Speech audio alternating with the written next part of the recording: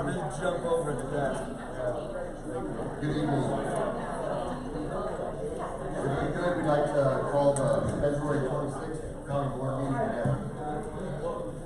Mr. Ackerman, would you please call the roll? Crawford. Here. Goddard. Here. Graff. Here. Hall. Here. Harris. Here. Hopkins. Here. Josting. Here. Longfellow. Here. Mennel. Here. Milam. Here. Mingus. Nelms. Here. Frail. Rich Stimson. Schmidt-Gall. Schneider. Here. Sin. Here. Stahl. Here. Stump. Stump. Here. Oh, did I? Woodruff. Chairman Grimm. Here. You have a quorum. All right, thank you. If we could, we're going to rise for the invocation, pledge of allegiance, and Mr. Hall will volunteer to do this for us today. Our Heavenly Father, we just thank you for this time getting together to do the will of the people in this community. We just thank you for living in such a great country, Father. We just ask for protection for first responders and place a covering over our leaders, particularly in Washington right now. We just thank you for everything you do for us. In Jesus' name I pray. Amen. Amen. Pledge allegiance to the flag of the United States of America and to the republic for which it stands, one nation, under God, indivisible, with liberty and justice for all.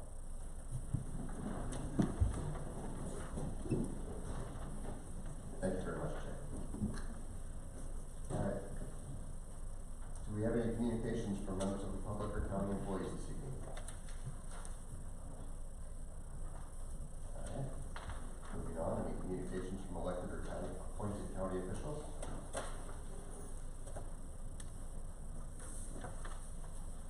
All right, Mr. Parr, we have a event for me tonight.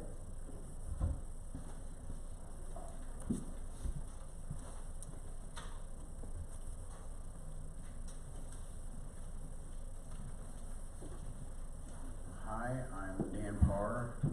I'm part of the team out at the Highway Department. I've been county engineer. This May will be 3 years. In the back of the room there's a handout that can be obtained here that's titled Highway. It's broken into administration, general services, maintenance, and engineering. I'll start by saying that our goal here at the Highway Department is safe roads. That's number one. And we strive to do that. And that's been occurring actually since April 10th, 1827 with Mordecai Morton. And it is interesting, one of the first things he did was determine where to best cross the Mackinac River. Think about it, there was no place to cross. Even and one thing I was thinking about today is that the Illinois River, before they put the lock and dams in there, was much, much lower. I actually worked at the Peoria Lock and Dam for about a year, and the lock people down there said that right below the Peoria Lock and Dam were rapids at one time. So in the drier years, there were places where you could actually ford the Illinois, which is pretty interesting. But that's what was started back in 1827, is just to figure out where are the best places to put our roads, and there were actually fords and ferries and that kind of thing before they started building the roads. So you get kind of a mental picture of what existed back then, which was a lot of prairie and a lot of trees and not much else. Today, we try to continue on with that, and it starts with the administration here. Every year we take a look at our roads and bridges and determine, reorganize as far as which sections of roads. We use a program called PACER to evaluate different sections of roads and keep track of that, and each section of road gets a rating. The bridges are inspected through IDOT's process, and with Paul and one other person, John Raplogo, and in the past we've had up to 3 different people trained to actually go out and inspect bridges to make sure that they're in good shape. And each bridge is assigned a sufficiency rating, And so we rank them, and then that gives us an idea of what we're up against and how pressing a particular bridge might be, and then prioritize and, determine our 5-year program. And then we look to see what sort of money is available to address these problems. And that occurs annually and over and over again. That isn't just depending on if there's grants available and if the board becomes aware of anything we may in the future. It seems like that's part of the loop now. We've got a new nested loop running out there to determine what grants are out there and what we might be able to do to maybe minimize the cost in one area, which gives us, frees up a little bit more money for something else. So it's a leveraging thing. I'll get to the leveraging comes in with this, the matching tax. One of the funds that we have here is marked federal matching tax, but we call it county matching tax. I'll get to that in a second here, but once we, get everything planned, then we're required by law, if anything above 30,000 for a road district, and it's the same amount for a county, we have to have competitive bidding. So we come up with a proposal, material proposal or a contract using IDOT forms, and we advertise and we go, which is the IDOT process. And we come up with hopefully at least 2 different bidders, it depends on what it is, but we'll see competitive bidding, and we take the lowest acceptable bid that meets all the requirements. Also, throughout that whole process, we're pretty much symbiotic with IDOT. We've got IDOT manuals, and really the county engineer is meant to be a deputy of IDOT. So we're like, in some ways, an extension of the Illinois Department of Transportation. So we communicate with them on many different things. We take complaints, and those are varied, anywhere from, a dead deer on the shoulder that's been sitting there a little bit putrid, and we clean that up. I actually had one down on Gaines Road one time. I'm not sure how it happened, but a horse, I got down there, and in some of the older roads, you have these, what they call cattle passes. And they look like a really tall concrete box culvert, but they're meant to allow cattle to go from one side of the road to the other. Well, here I get there, and here's a horse, perfectly fine, but just upside down. And somehow that thing slipped, and we're having a time getting that thing out of there. So that was a little comical, and the horse was fine. But, we do have a good variety of things that we deal with. GUAS, the local metropolitan planning organization, is, I think, been around since the 50s, and they are the organization for Tri-County, Woodford, Peoria, and Tazewell to disperse the federal funds, and there are several different programs that are available depending on what you're doing. So we stay close to them. We're a member. I think Mr. Mennel is on the policy committee, so we communicate with them because it's a lot of communication, coordination. You get to know these people, and it works well. We don't have a lot to do with the investment of funds. I think that's more of a treasury type arrangement for finance officers, and the way things work now, we don't actually do much with the investment of the funds. A bigger one is assisting the township road commissioners. That is actually in the Illinois Compiled law that they can come to us and ask us for transportation-related engineering expertise, and that ranges from head walls falling off to road, the proper way to close a road, right-of-way widths. Of course, that's augmented by the Township Bridge Program, which is another one of the 6 down that we're about ready to get into. But depending on the type of funding, they can petition to use the Township Bridge Program, which right now pays 80/20. There's some discussion as to where the state may change the Township Bridge Program and pay 100%, but we're not to that point yet. But if works well. Recently, the amount of money in the Township Bridge program has been quadrupled. So, a township bridge, to give you an idea, is $1 million. And so, it was getting to the point, when I first started 30-some years ago, it was about $300,000 to $400,000. Well, we were down to saving our money for 3 or 4 years to replace the township bridge. Now we're, it's gonna be more like maybe a new township bridge every year. So that's all the programs that we got, that seems to be the healthiest as far as the more fuel tax derived areas. We do get involved occasionally in holding hearings and formal complaints. Not so much the complaints. I have been involved in hearings, but it was more for, which is an older statutory process to have a hearing. In this case, it was a vacation of a road down along Spring Lake Township, or Spring Lake in Spring Lake Township, and we were able to vacate a little bit of the road right away in order to better meet community development's requirements for setbacks for septic system, that kind of thing. So it was an enjoyable experience actually, and a very old process. The second item that the highway deals with is just general reception. People stop in with different questions and that kind of thing. A lot of maps, drainage. We get a lot of in the wet years. There seems to be a tendency for some people to say, "Well, you just cleaned your ditch and now my basement's wet." Well, a lot of discussion about grading. I do have a map of Morton from 1848. It says the name Morton, and right below it says swamp. And so you got an issue. Drainage is like critical to the most. Great soil, but it's gotta be drained. So that is just constantly coming up as drainage.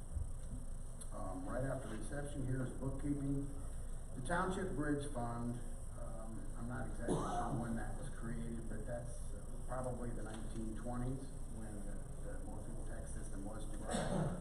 Route 9 from Tremont, Route 9 in general was built in 1928, and a lot of the maintenance for the construction of these state roads was created then, and the motor fuel tax was, the levy was created with the gasoline in order to fund a lot of the maintenance of the roads.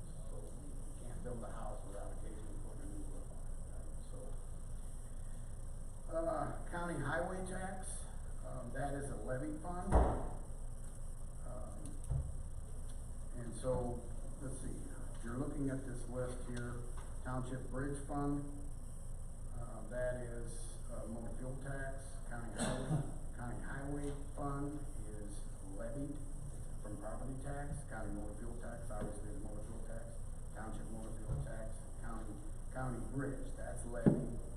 The federal matching tax is actually, should be, just matching tax is what we call that, but that's levied as well. So there's 3 levy funds that are derived from property tax, and 3 from motor fuel tax when you buy gas.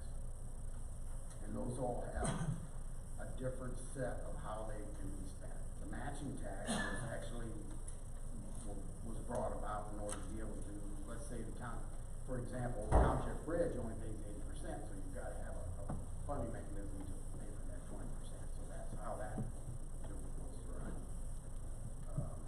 Correspondence, there's a variety of correspondence.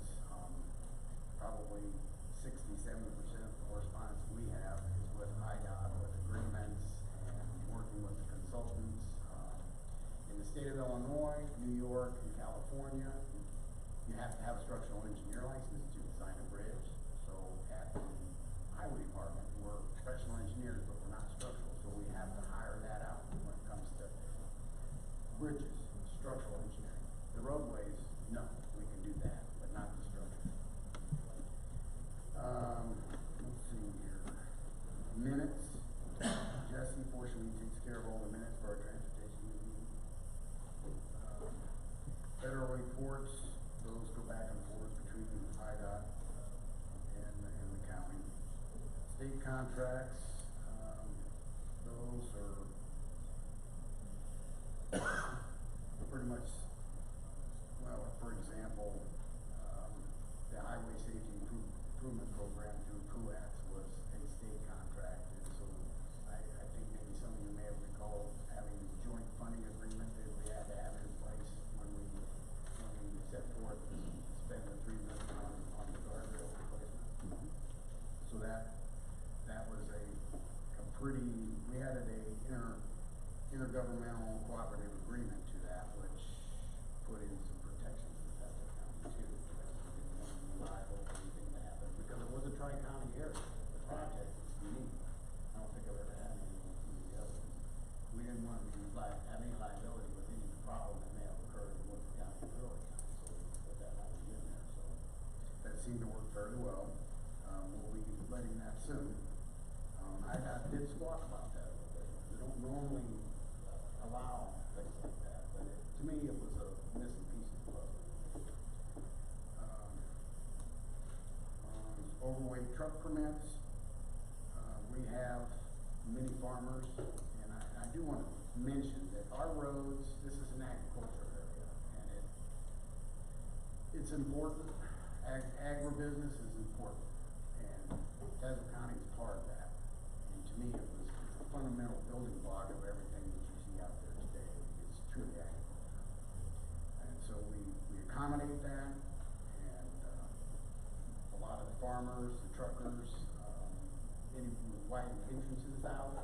I don't know if you've noticed, but the entrance width on Broadway now, the original plan said 30 feet, and that required a trucker to actually veer into the oncoming lane to get in that, because they take all their grain out with tractor trailers now. Well, we squawked about that to IDOT, and now statewide, the entrance width is 40.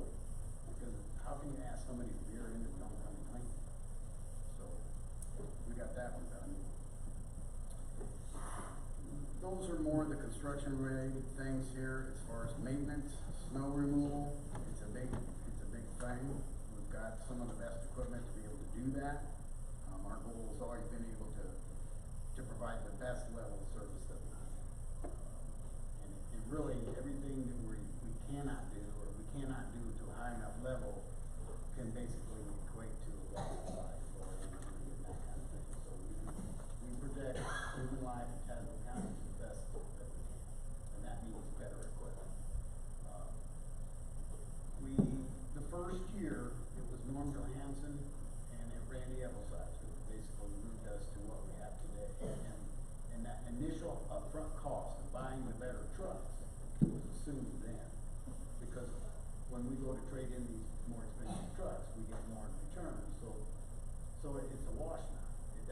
The only additional cost was that initial movement in that direction. So we have good equipment. We have a grader for the big drifts. We've got V-plows. We've got the newer trucks that we have now are Western Stars. They've got better air intake systems on it, which means they can go longer in a snowstorm and not have the ice built up onto the windshield to the point to where they can't see anymore. So we've got a truck actually that was designed to be a snow truck. Now the Kenworths and the Peterbilts are darn good trucks, but they're overland trucks, more for freight hauling and that kind of thing. So they've got good systems in them, but not as good as the one that we've got now for the Western Star. We'll check it. When it comes to expanding these trucks, they've got places, plug-ins in different areas. If you need to power a different unit or some sort of a heater or whatever, you don't have to break into the wire harness to actually add anything, because it's built to be expanded. So there's just a lot of neat features about those. We mow pretty much the entire right-of-way every year. If we don't, you can get away with that for a while, but then suddenly you've got trees growing up. And that's the problem. Sight distance can be a problem in certain areas. So we try to mow. We do try to allot for the pollinators some. There's certain times of year where you can let it grow up a little bit, and you've got the butterflies it's like you're getting pulled in 14 different ways, but we've tried to accommodate that. We don't always get it done. We do patching. We just got a new patching machine now where the guys from a OSHA standpoint, you know, they had to use a higher truck and scoop the coal patch out from the top. Now they've got it heated, it's all heated, and they scoop it off from about 2.5 foot above, so it won't destroy the back over 20 to 30 years. Let's see here, ditch and shoulder maintenance, that's a constant battle. We've got the agricultural sprayers that run their wheel right along the edge of the shoulder, so there's a lot more maintenance involved with that because we are an agricultural region. We've got culvert replacement that our crews do. We've also dealt with the tornado that we had in Washington. We assisted there, which was, I think, a good thing. We have equipment, we have know-how. And of course, occasionally, like I may have mentioned before, every 15 years in this one file cabinet, we had 3 pretty much horrible floods where we actually lost roadway at both ends of the bridge. So the bridge is just sitting there above the river with no road leading to it. So statistically, the probability of that is getting more greater and greater. But we're prepared for that. Briefly with the engineering, we do some in-house design. We do have the software, we've got the GPS, we gather information. We're about ready to go out on Miller Road, which is a township road, take care of that. The right of way I'm really pleased with because we have all of the right of way information except for Boston School. We don't know where those plans went, so we're back about 95%. But with the township roads, we've acquired when I first came to Tazewell County Highway, we had 1 road record book, now we have 14. And in the case of Broadway Road, it was we took the road record books, took them down to the state archives, they microfilmed them, we got a copy, the township got a copy, and the archives kept a copy. But in that process of doing that over a couple of years, I spoke with Carl Moore, and he mentioned that, by the way, between 1827 and 1848, the townships didn't exist. So if you're looking for any sort of right-of-way widths or right-of-way deeds or documents or that kind of thing, you're gonna need to look at the county commissioner's court record. And John and I have had this conversation, and John was kind enough to let me look through the books here, and we found the layout for Broadway from December 3rd, 1832, and Broadway was actually laid out from Pekin to Vermilion, by the 8th General Assembly in Vandalia on my birthday, December 3rd, 1832. And so the problem was that Ameren was telling us that we had poles out there, we were gonna have to pay for 25 poles, $10 grand a piece. So we ended up not having to do that because we had our records. Once we gave them the records, they just went away and left us alone, and they removed it all. So those records, having those, saved over $200,000. Let's see here. We do acquire our own right of way. We work with IDOT to acquire new right of way. When it comes to constructing a bridge, we're well versed in the ability to follow the IDOT procedure, and it's the geometrics. Is it getting laid out right? Are the beams coming from the right manufacturer? Are they certified? Is it being placed properly? Is the concrete being vibrated and condensed the way it needs to be? All these kinds of things and the records associated with those, we do. Permits, there's wind, solar, a lot of those of late, a lot of fiber. Entrance permits, those are associated with the wind and the solar as well. Let's see, road inventory. Again, I think I mentioned that at the beginning with the administration. Every year we take put our finger on the pulse of our roads and our bridges, figure out which ones are the worst, and then that's what we program into our 5-year capital improvement program. We also have Heritage Lakes Special Service Area, which is an interesting animal as well.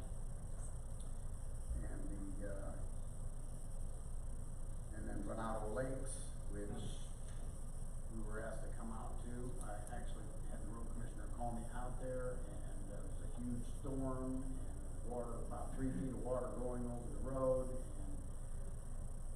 and the road commissioner was being asked to actually back into the we'll wait for the water to go down and make sure the road's still there. And, it's issues like that, we're asked to help with decisions when it comes to, either conduit flow to a dam, that was what was going on here. And so we're civic minded, we just try to, by nature, I think civil engineers and everybody at the highway department are conscientious about the needs of people, and we try to solve the problems no matter what it is. We may not have the expertise there, but we may know, who does. So, I'm hoping that a few more facts here. We've got about 184 bridges. We've got 203 miles of county road. We have 890 miles of township road. And we have 17 employees. 11 of those are the maintenance guys, and the remainder are in the office. And, I hope that was what you were expecting. Very good, yes. What I was doing originally was, we have a lot of very good departments, and take a lot of pride in them, but we don't understand exactly what goes into the law. So Dan was lucky enough to be the first one to come and explain, so we can all understand a little bit that goes into the departments. Is there any questions that, Mr. Governor? Yeah, that was great, Dan, a lot of information there. I was just wondering on that bridge that got hit out there, did we get an insurance payoff on that?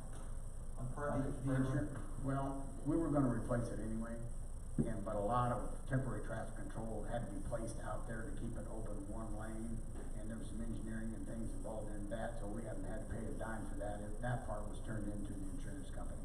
But the actual structure itself, we were gonna replace anyway. So we're not looking for a check from them? Not for the new structure, no, but every expenditure that's been made just to keep it open one lane, we haven't had to pay a dime for it. On that federal matching levy, is that actually from the federal government? No, the federal word in there is actually a matching tax from our property tax. It's levied from property tax in order to match federal funds. Oh, I see, Yeah. okay, so we match their funds, so have they sent that to us yet, or how do they send it, just ACH it into the county account, or what? The matching, Yeah. well, once the county board passes the proper resolution, that kind of thing, it depends on if it's a grant or if it's, sometimes we're the bank. We are actually gonna be the bank and put all the expenditures for this, highway, safety improvement program with the guardrail, and then we'll send out invoices and begin moving our money. Sometimes, if it's a state project, sometimes they'll have the letting, and especially if it's federal, they pay all the bills. And then at the very end, they send us the final invoice for our share, and we reimburse them that. So it depends on the fund. Thanks. Sure.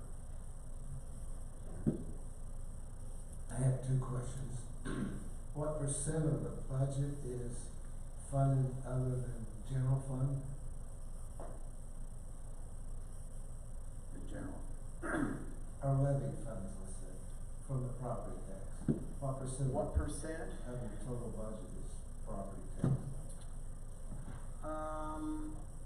Well, county highway pays for all of our, I don't know if I'm gonna have an exact percent. Alright, and then the other, I wouldn't know either, but the other question is, have you ever had to use eminent domain to acquire property? Once since I've been with Tazewell County, yeah, and it's a long story. That took 3 years, and the cost of the bridge went up $100,000, and there was nothing good about it. Along those lines though, Mike, the highway department spends on average about $10 million a year. And right now, it costs $300,000 to mill an inch and a half off and put another inch and a half, lift on it. Per mile, yeah. So, another way to look at that is when I started in '97, we could mill and overlay 20 miles a year. And that, which is 1/10 of our system, because we got 200 miles of road. And now we're down to 7. So, that worries me, because I never thought I'd have to sit back and watch something crumble. But we are trying seal coat, we're trying some other things to try to maintain the pavement without having to use hot mix. You used to mill 3 inches and now it's down to 1.5 inches. That's right. We've actually reduced the lift thickness, and we've modified several different things. I was just talking to Paul tonight. We used to maybe take the mix out at the entrance and make it a little bit better, you know, a few feet. But now we're gonna mill and go right past it. We can do that on the roads that we're gonna mill and overlay this year, because most of those entrances are in good shape and we get away with that. But not always. But I have those percentages for them.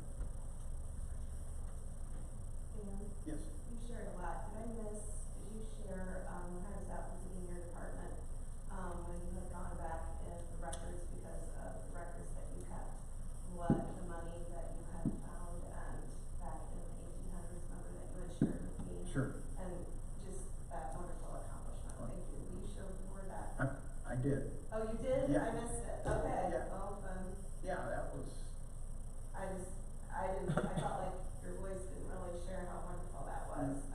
it really was. Yeah. You wouldn't believe it. I was able to find the horizontal layout in the county commission's court records, but it didn't have the width. And I thought, oh, but then I remembered something else that this Carl Moore said, that a lot of these were done by the state of Illinois. So then within 20 minutes, this was like maybe the day before Christmas, I sat down and did some queries, and there it was. It was meant to be. It was really interesting how it all goes.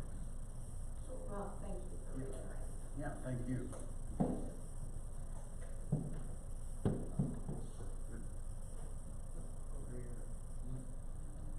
Russ? Good job, Dan. I just